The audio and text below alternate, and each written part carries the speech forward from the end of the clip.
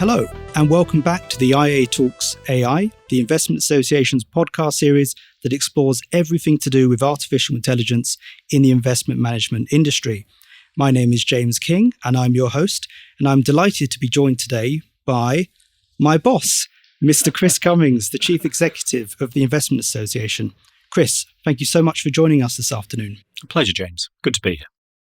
Now, Chris, I've been really excited about getting you on this podcast because I think you enjoy a unique and very informed position.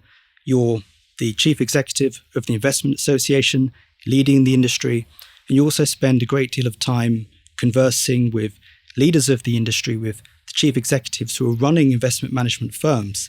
And you spend a lot of time thinking about strategy, about the future.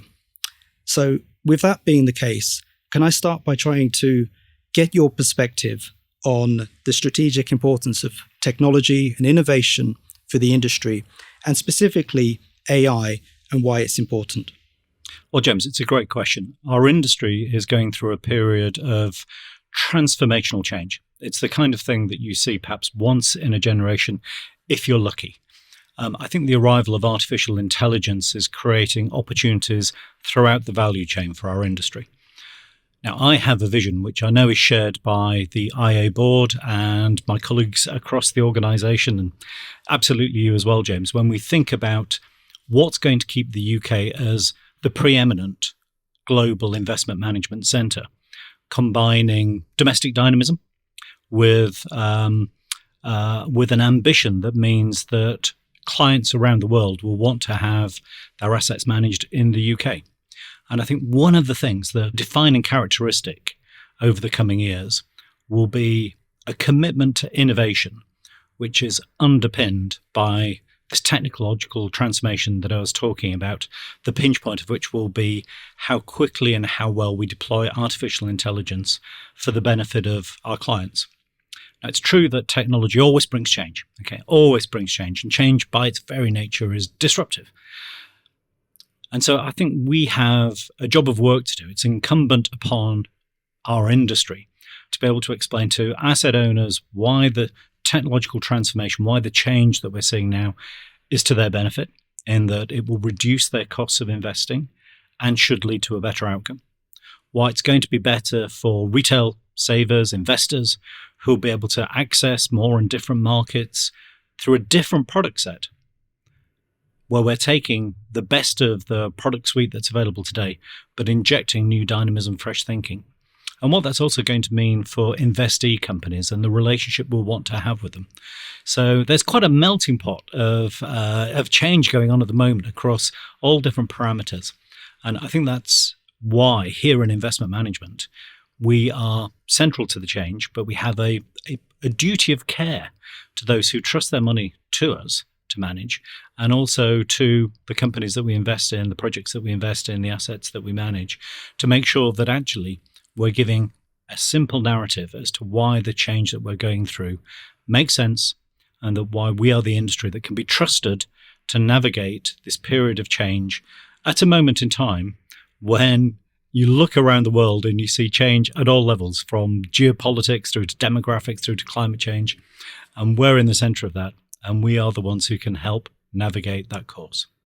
There was a time, perhaps a few years ago, when the industry might not have been as bold as it could have been when it comes to embracing innovation. Now, gladly, that's no longer necessarily the case. The industry has improved its appetite for innovation.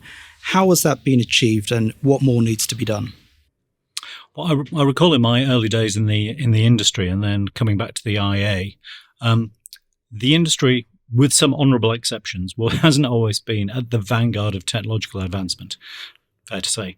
And so one of the defining characteristics that I wanted the IA to test its mettle and to prove its worth when I took over the role as chief executive seven and a half years ago was to help with the transformational change in the industry, the fact we needed to modernise our operational platform. And so that has been cut through the IA's work over the last seven and a half years, that commitment to helping member firms modernise their operational infrastructure so they can take cost out and deliver a better outcome. Now, we've been doing that in our policy work. We've certainly been doing that in terms of the member services we've provided. But I decided, and the IA board supported this initiative, that we should get much closer to the fintech community as well, because there was a little bit of a dialogue of the deaf. The fintech community here in the UK, which is truly a national asset, thinking that it had products and services for the investment management industry, but they weren't terribly well configured for us in investment management, knowing that we needed this technological transformation if we were going to keep pace with many, many other industries. And so we launched the IA's fintech proposition called Engine. That has been a rip-roaring success. I am delighted to say how well that's gone. And it's really been the bridge between the fintech community and our own industry. It's grown to such an extent now that we've got 12 international partners, because, of course, technology knows no bounds, knows no borders. And so we're able to showcase here at the IA the best fintech thinking from literally around the world, as well as making sure that our members can benefit from that fintech thinking and be able to improve their operations as a result of it. So I think looking across the value chain, whether it's in the investment process, whether it's helping to improve the client experience, helping to improve distribution, or removing risk by really taking a technologically informed look at risk and operations. Those are really important areas for our firm's governance, operations controls, and ability to deliver, where the IA has been able to really help members, but help members by listening to what members need. So it's tech to solve a business case, not just tech for the sake of tech. And there was an awful lot of that around with fintech a few years ago. I think the world has moved on. That commitment to innovation here at the IA is paramount. And that goes back to what we're trying to do as a market, which is remain globally competitive at a time when other jurisdictions, frankly, have improved the quality of their offer. So, we in the UK, we need to paddle harder to stay competitive. And in terms of your own organization, what are you trying to do to embrace innovation at the Investment Association? So I think the IA has no right to speak on anything unless we are doing it for ourselves. And that was one of the reasons why I was so keen to launch the Engine as our fintech proposition and to work with some of the fintechs who've been through that cohort process. So we do eat a fair amount of our own cooking here at the IA. We not only showcase the best of fintech talent, we actually work with some of those firms who've been through the process. And I could name them all, but I'm sure I'm bound to have forgot one of them, and then that would offend them. So I won't run through the entire list of people who we've worked here with the IA, but I can honestly say working so closely with fintechs has helped us improve our services to our own members. And that, of course, is of tremendous benefit to, yes, the people working at the IA, but more importantly to the members that we serve as well. But this is a time of change for the industry where we all need to think about what we do and how we do it, particularly thinking about artificial intelligence. So something that I was very keen to establish was the IA's own sandbox. Now, that's a process where we take a look at the activities that we do here at the IA, from research through policy development, consultation responses, all the areas of the IA work, to think about how can we do this better, smarter, using modern technology, and actually where can we share the burden with artificial intelligence, because it can do things much faster than we can in our normal day-to-day work. Of course, we have a strong grip on any AI experiments that we're running. But so far, I've been really impressed, actually, in two areas. The first one is my colleagues' willingness to embrace this new technology. Change can be uncomfortable. And so announcing the fact that we were going to have a sandbox, encouraging people to participate in it. I have frankly been blown away with how quickly people have come forward with use cases to change the way that we work at the IA. And secondly, it's not just about attitude, it's about outcome, and how quickly we've managed to deploy in some of the areas that we work in some solutions that are better supported by AI. So early days, I'd say we're in the foothills. I think, like all organizations, regardless of scale and size and industry, I'd say we're in the foothills of artificial intelligence, but I am ambitious and excited by what I see as opportunities for us to improve the services that we give to members by better using tech. So as you just said, this is a moment of change. So let's take a moment to talk about what this means for individuals working in the industry. How do you see AI reshaping the skill set of people working in this industry? Let's think about both established professionals and the younger people who are taking the first steps on their careers. So we're going through a game-changing moment. I think the arrival of AI is just one of those eras that will have a before AI and an after AI as people think about their career development, how we run companies, and indeed the industries of today and tomorrow. And that's not just true in the UK. Of course, it's true internationally as well. And this is an area I've been giving a huge amount of thought to. Now, I'm very lucky because the job I have here at the IA means that I just get to spend a huge amount of time with recognized business leaders, the people who are running firms across the UK. I'm also a director of the European Association, EFAMA, and so that means I get a good insight into what's going on in other European countries. But even more recently, I've become president of the Global Association, and that represents the investment management industry in 50 jurisdictions around the world, from the very large to the large through to jurisdictions that are aspiring and growing very quickly. So that gives me an insight into how are other associations coping with the challenges of AI and how are member firms thinking about it as well. But also, how are regulators responding to the challenges and opportunities that AI is creating? So I've been looking across these different dimensions to say, what does good look like and what lessons can we learn at the IA to help our people develop their careers? And then what does that mean for how we support our member firms in the ED&I activities that we're rolling out, in the training and professional development activities that we have, all the way through to how do we attract people into the industry through our Investment 2020 scheme. And a few things have stood out for me. Firstly, in thinking about new arrivals to the industry.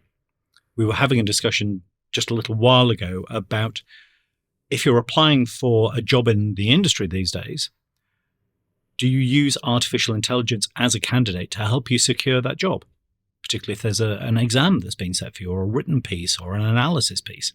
And if you're going to use AI, does the firm ask that you disclose that or not? And different companies at the moment have got different policies. And I think we at the IA have got a role to play in bringing a bit of insight and standardization into that discussion, just to make sure everybody's on the level playing field.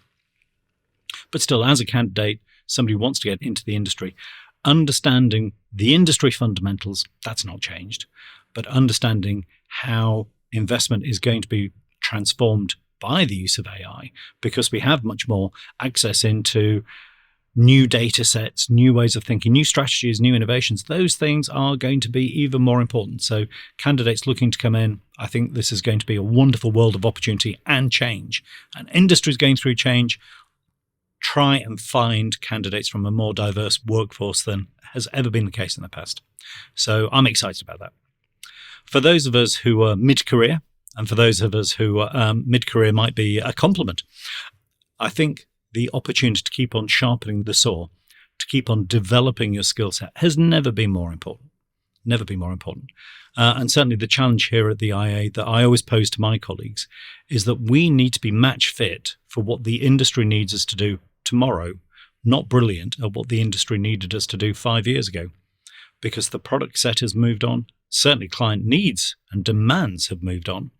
And that policymaking environment is changing at a rate of knots as well. So I think it's even more incumbent that those of us who consider ourselves professionals in this industry continue to invest in ourselves, not just in the technical abilities that we have, but also in the softer skills, in the areas that show growth and development, basically in our coaching capacity, and make sure that we are star spotting those who are coming after us, that next generation, and making sure that we always remain focused on the developing needs of clients. But anybody listening to this podcast who's in business doesn't need me to say that the companies who do best will be those who are the most client focused. I just think that's going to get even more so in the years ahead as we go through these unparalleled times of change, a time of change that we haven't seen since the Second World War because of those wider geopolitical, economic and demographic changes. But you know what? It's at times like that that great industries show their strengths, and they're the ones that come through. And that's why I think the UK-based investment management industry is going to be around for a long time to come as the preeminent global investment management centre. So naturally, we've been focusing on the investment management industry and the people working in it. But of course, it's much wider than that. Generative AI is poised to be a disruptive force across the whole of the economy and the business landscape. What does this mean for investors? That's a great question, James, because actually at times like this, with a huge amount of change that we see from the geopolitics, the economics, the changing demographics, and the arrival of this hugely disruptive technological new outlook, I think the central message of the investment management industry has always got to be that we can help clients navigate these changing times. But it's really interesting because the conversations I'm having with regulators and with politicians, everybody's going through the same question set. What does the arrival of artificial intelligence mean for good government, for better policy development, for greater regulatory insight, for better supervision? And so across all levels of intergovernmental thinking, of regulatory activity around the world, not just here in the UK, the same questions are being asked about us as investment managers, which is, how have we gripped artificial intelligence? Do we understand what's inside the black box to make sure that actually the investment decisions that are being made are at least as good as the ones that would have been made without AI? And then what does that mean for the retail investor or the major asset owner in terms of the promise that we make and then the outcome that gets delivered? So yes, I think these are fascinating times. And the best thing that we can do as an industry is make sure that we continue to invest in the quality of our people and to make sure that the way that we're using technology is always putting the client at the forefront of our decision making. And that will be the North Star that guides us right. Fantastic. Chris, thank you so much for your time this afternoon. And thank you to everyone for listening. Please do come back again. We have more episodes coming along. And we hope you'll join us for them. Thank you. Thank you.